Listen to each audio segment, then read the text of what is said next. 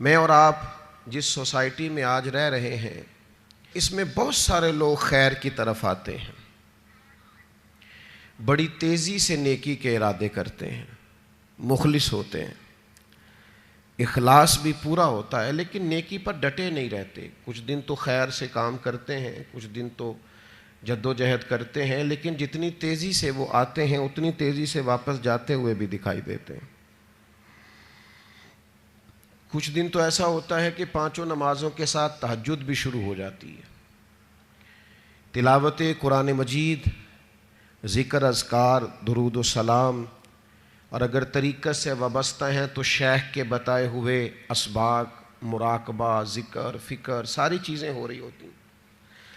لیکن چند دنوں کے بعد محسوس ہوتا ہے کہ جیسے وہ اس رستے سے ہٹتے جا رہے ہیں اور کمزوری دکھاتے جا رہے ہیں۔ امام حسین رضی اللہ تعالیٰ عنہ کی زندگی سے ہم نے جو چیزیں سیکھنی ہیں ان میں سے ایک سبق یہ لینا ہے کہ انسان ڈٹ کے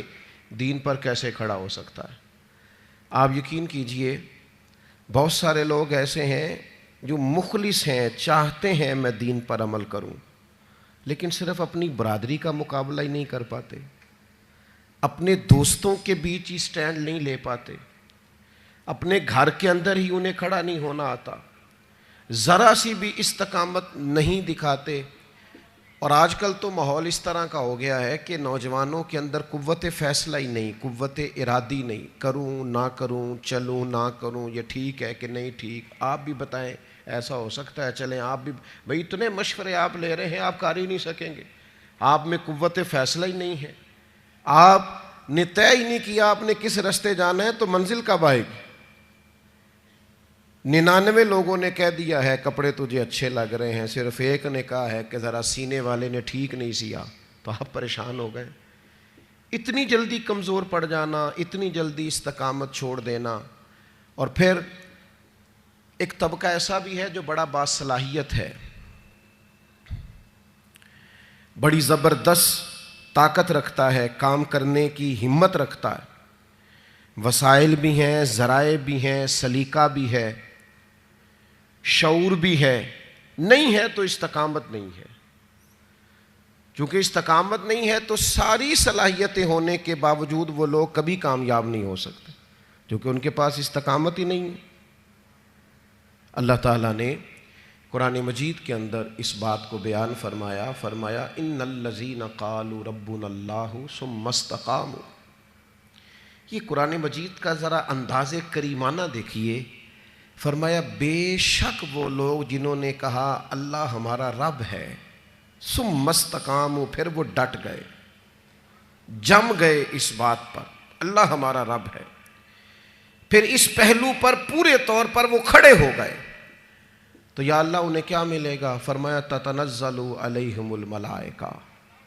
ہم ان کی مدد کے لیے فرشتوں کا نزول فرما دیں گے، فرشتوں کا ان پر نزول ہوگا۔ اللہ تخافوا ولا تحزنوا، فرشتے ان سے کہیں گے نہ خوف کھاؤ نہ غم کرو، وابشروا بالجنۃ التی کنتم توعدون، اور اس جنت پر خوش ہو جاؤ جس کا وعدہ تم سے تمہارے رب نے فرمایا ہے۔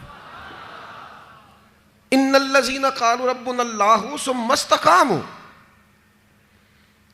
جنہوں نے یہ کہا اللہ ہمارا رب ہے اور پھر اس بات پر وہ ڈٹ گئے، جم گئے، ٹھہر گئے، استقامت دکھائی،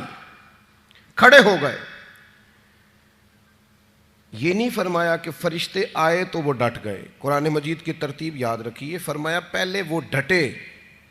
ثم استقاموا، پہلے وہ ڈٹے، جب وہ ڈٹ گئے تتنزل علیہم الملائکہ، پھر اللہ نے ان کی مدد کے لیے فرشتے بھی نازل فرما دیے۔ پہلے تمہیں ڈٹنا ہے، فرشتے بعد میں آئیں گے، تمہیں ایک دفعہ ڈٹ کے دکھانا ہے کہ ہم ڈٹ گئے، ہم کھڑے ہو گئے، پھر فرشتے آئیں۔ ویسے تو علماء تفسیر اکثر نے یہی لکھا ہے کہ یہ جو فرشتے آتے ہیں نا مومنوں کے پاس، یہ موت کے وقت آتے ہیں، اور یہ بھی بڑی نعمت ہے کہ موت کے وقت فرشتہ آ جائے اللہ کی مدد لے کر۔ یہ فرشتے قبر میں آتے ہیں، یہ فرشتے میدان محشر میں آئیں گے، یہ مومن کے پاس آتے ہیں، خوشخبری سنانے آتے ہیں فرشتے۔ لیکن صاحب تفسیر روح المعانی فرماتے ہیں نہیں بھائی، صرف قبر حشر اور قیامت میں نہیں آتے، یہ زندگی میں بھی آتے ہیں. یہ مومنوں کے سینوں کو کشادہ کرنے آتے ہیں، انشراح صدر دینے آتے ہیں، انہیں تسلی دینے آتے. تم خیر کے کام پہ نکلے ہوئے ہو، اللہ تمہاری مدد کرے گا، ان کے سینوں کو ٹھنڈا کرنے آتے ہیں.